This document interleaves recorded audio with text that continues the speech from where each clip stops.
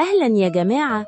كل فريق فيه ناس مختلفة، كل واحد له ظروفه وقدراته وإيقاعه، وأنا كقائدة مش بس بدير الفريق، كمان بفهمهم وبراعيهم. في فريق العمل بتاعي بشوف إن في ناس محتاجة تشجيع، وفي ناس محتاجة مساحة ووقت أكتر، كل واحد وليه طريقته. لما تحط نفسك مكانهم هتعرف تساعدهم صح.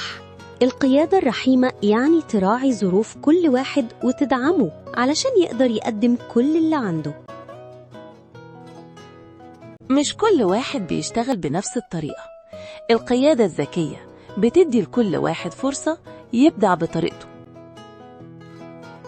في الآخر القيادة الرحيمة والذكية هي اللي تراعي ظروف كل واحد وتزرع الثقة والاحترام في الفريق. افتكروا دايماً كل واحد يستاهل إنه يراعى.